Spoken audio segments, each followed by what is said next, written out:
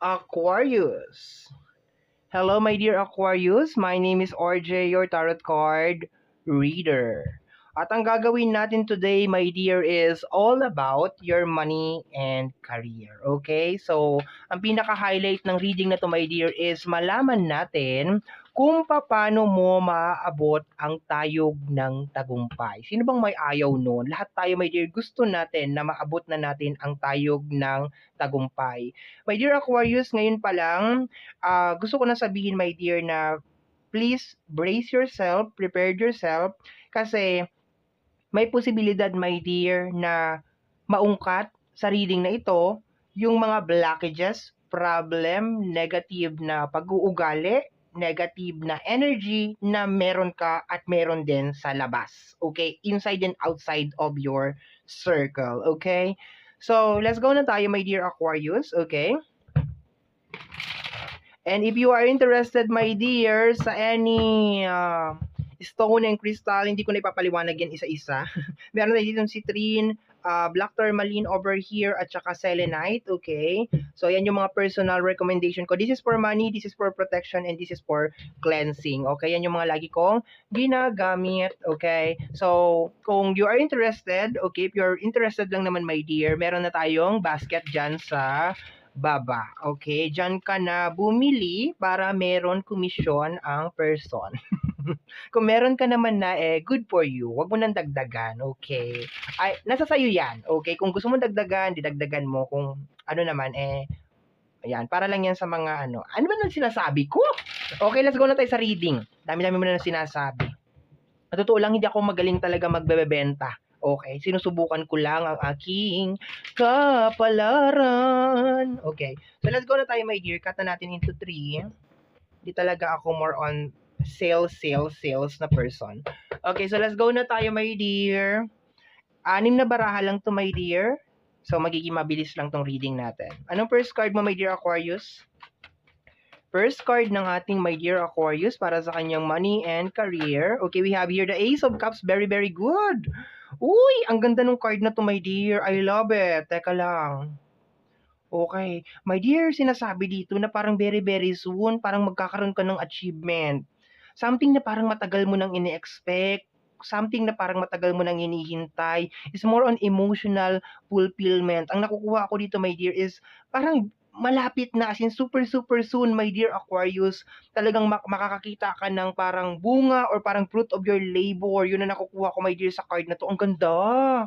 Okay, parang maiiyak-iyak ka pa nga dito, my dear. Yun na nakukuha ko dito kasi parang hindi mo siguro expected na alam mo na mangyayari to, pero parang hindi mo siguro expected, my dear, na ganito magiging kabilis yung magiging result, okay? Especially kung meron ka nang nilabas na effort or meron ka nang inumpisa na something. Parang sinasabi ng card na to, my dear, na very, very soon is nandiyan na yung hinihintay mo, okay? Yun nga lang, parang hindi mo expected na parang ganito kabilis, my dear, yung magiging result, okay? Or magiging ganito kabilis yung yung outcome. Okay, anyway, ang ganda ng Ace of Cups. I love it. Let's go tayo, my dear. Next card, additional cards tayo. Okay. We have here the energy of the magician. Ang ganda! You are a master creator, my dear. Master creator, ibig sabihin, ang iyong mga kamay ay magaling. Magaling mag-snatch ng bag sa Quiapo. Char, joke lang. Napaka-seryoso mo naman kasi. Siyempre, lagyan natin ng konting yung reading mo. Okay, balik tayo. Seryoso na. Ito na. So, ang ganda nitong dalawang card na to, my dear. Kasi, kagaya na sinabi ko sa iyo, my dear, kanina, kung meron ka na talagang nilabas na effort, okay? Kung meron ka na something talaga na nilabas na effort para matupad kung ano man yung gusto mong mangyari, my dear. Kung meron ka ng pinut up na something, okay, sa world, okay? So, napakaganda nito, my dear. This is very, very nice, okay? Kasi sinasabi dito, my dear, na eto na. Eto na yung result or yung outcome, my dear, ng iyong labor, the fruit of your labor, okay? So, para ka dito nagtanim ng something, yung nagsimula ka sa buto, and then talagang matyaga mo talaga siyang inalagaan, diniligan, nilagyan ng mga kung ano-anong pataba at kung ano-ano. So, eto na, my dear, dahan-dahan mo na, my dear. Very, very soon to, my dear. Kung di ako nagkakamali, posibleng 2026 to, my dear. Okay? There is a possibility, my dear, na ang 2026 is also your year. Okay, my dear Aquarius, okay? So, ang ganda nito. Ang ganda talaga ng energy. This is also energy, my dear, na parang lahat ng kakailanganin mo para maging successful ka or maabot mo yung tayog ng tagumpay mo is accessible. Okay? Ibig sabihin, nandyan siya. Okay? Kasi magician yan eh. Kung titingnan mo, my dear, dun sa lumang tarot natin, meron dun lamesa, and dun sa lamesa na yun, nandoon lahat yung pentacles, yung sword, yung wands, yung cups, nandun talaga lahat, my dear, yung apat na suits natin. Okay? Yung apat na element natin nandun, my dear, sa table. Okay? So, ayan siya. So, let's go tayo, my dear. Additional cards. Okay. Suits of card. Teka, nahihirapan ako mag-pronounce kay sumisingaw. Sumisingaw. Okay, alam na ninyo yan. Kung matagal na kayo dito sa channel, alam na ninyo kung bakit sumisingaw. Paki-comment down below bakit sumisingaw. Pag nagkasalita ako ng S. Bakit? Okay. So, we have here the energy of the star. My dear spirit guide, you are being guided. Okay? Kung ano yung hiningi mo, especially kung taimtim ka, my dear, humihingi sa yung mga spirit guide, okay, sa ating buong may kapal, naririnig ka niya. Okay, this is energy of blessing. Energy of blessing to, ang ganda, my dear. Sa energy ng star, maliban sa nakuha ko, sabi ko nga sa iyo, my dear, parang you are being guided na kung ano yung mga kailangan mo para maabot yung tayog ng tagumpay is nandiyan siya, given talaga siya. Pero kung i-connect ko yung star, my dear, sa'yo, this is more on balancing na may kinalaman sa usapin ng iyong isipan at saka ng iyong emosyonal o ng iyong emosyon, isipan at saka ng iyong emosyon. So ibig sabihin, parang siguro ang dami mo ng pinagdaanan sa buhay mo, my dear, ang dami ng nangyari sa iyo, ang dami mo ng ups and down, and nai-implement mo, my dear, yung bawat experience doon, okay, yung bawat pangyayari sa kung ano man yung nangyari sa iyo, my dear, before, nai-implement mo siya, my dear, sa bawat journey na ginagawa mo sa buhay. Ibig sabihin, you're a good learner. Ibig sabihin, natututo ka talaga, my dear, nare-recognize mo kung ano yung mga mali, imperfection, and natututo ka doon, my dear, sa kung ano man yung mga bagay na yon. Okay? So, let's go tayo, my dear. Super, ang ganda ng card. Okay. Ang ganda. Next card tayo. Next card, my dear. Posibleng next year to, my dear, ha? Posibleng next year will be your year. Okay? Kasi nakukuha ko talaga fruit of your labor. Especially kung meron ka ng ginawa na something. Eh kung wala ka pa namang ginagawa na something, my dear, you better start moving. Okay? Gumawa ka ng something kasi meron daw quick na result, quick na outcome, my dear. Okay? For some of you, baka target mo naman na talaga to, pero the surprising energy, my dear, is hindi mo expected na ganito kabilis yung magiging response. Kumbaga para kang nagdasal tapos andyan na yung dinasal mo. Okay? So let me see, my dear. Additional cards tayo. Aquarius. Okay, so far ang ganda ng mga cards. 6 na cards lang to, my dear. 6 na baraha lang to. Okay, we have here the energy of the Wheel of Fortune. Wow! Alam mo ba, my dear, ang energy ng Wheel of Fortune is more on second chance. Okay? So you will be given a second chance, my dear Aquarius. Kagaya ng sinasabi ko kanina, kung hindi ka pa naglalagay ng effort talaga, my dear, para matupad yung mga pangarap mo, this is the time. This is the sign, my dear. Kaya ka dinala dito sa reading ko, kaya mo to napanood, my dear, kasi this is the sign na maglabas ka na ulit ng effort para ikaw ay yumaman because you are being guided.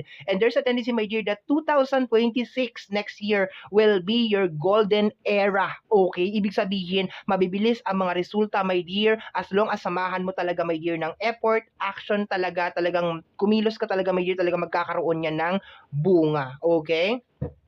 Kasi ang Wheel of Fortune is more on parang ano yan siya, second chance, okay? And hindi lahat ng reading is lumalabas si Wheel of Fortune. Kumbaga, kung marami kayo na naka-line up dyan or nakaikot dyan, yung turn o yung pagkakataon na iikot yung ruleta ay nasa iyo, my dear, okay? Kasi so far, nakailang reading na ako, hindi pa lumalabas si Wheel of Fortune, sa'yo pa lang, okay? So, tingnan natin, my dear. Let me see. Next card, last 2 cards, my dear Aquarius. Ang ganda ng card mo, my dear. Ang dami nating negative na card, my dear, pero so far, ang gaganda. We have here the 9 of Wands, okay? Ang 9 of Wands is more on come back to the young and beautiful you. Ay, hindi ganon. Okay? This is the wounded soldier. Okay? This is the wounded soldier. So, there will be a time, my dear Aquarius, na I think ito na yung isa sa mga blockage mo, na talagang mayroong mga nangyari sa nakaraan na talagang iindahin mo pa rin. Okay? Mga disappointment, failure, or kung ano man yan, my dear, experiences. Okay? Ang kagandahan kasi dito, my dear, is nare-recognize mo rin naman, my dear, talaga na part talaga siya ng experience and part siya ng pag-grow mo bilang isang tao. Kaso nga lang, for some of you, hindi ko naman nila lahat, posibleng kaya nga sabi ko kanina, kung medyo hindi ka pa talaga naglalagay ng effort, okay, para matupad yung mga pangarap mo, this is the time na maglagay ka ng effort. Kasi baka yung ilan sa inyo, my dears, nandito sa 9 of sword. Okay, na talagang parang iniinda pa rin talaga ninyo yung mga bagay na nangyari sa inyo sa nakaraan. Kasi kaya siya ganyan yung kanyang itsura is lumilingon pa siya dun sa kanyang nakaraan and parang nare-recall niya pa or naaalala niya pa kung ano yung mga nangyari sa kanya in the past. And pangit man, pero posibleng trauma or may konting takot kang nararamdaman, okay? Nandun yung energy, may dear, na, ay, gusto kong gawin to, pero siguro may mga times na lumalamang yung negative na energy, okay? So, may kinalaman sa nakaraan, my dear, okay? Yung mga failure, okay? Yung mga ganon. Okay, so partial lang yung negative. Okay, tingnan natin, my dear. Last card tayo. We have here the energy of the Four of Sword. Okay, Four of Sword is energy of relax. Okay, learn how to relax. Okay? Ang nakuha ko sa kanya is relax na energy, posibleng learn how to meditate, prayers. Okay, nagsama sila. Ano sabi ko kanina kay Star? Spirit guide. For Sword, walang action yan. Normally, tulog yan, meditate, prayers. Learn how to connect with your spirit guide. Okay? Spirit guide, kay Allah, kay Buddha, kay Shiva, kung sino man, my dear, ang sinasamba mo. Learn how to connect and learn how to relax.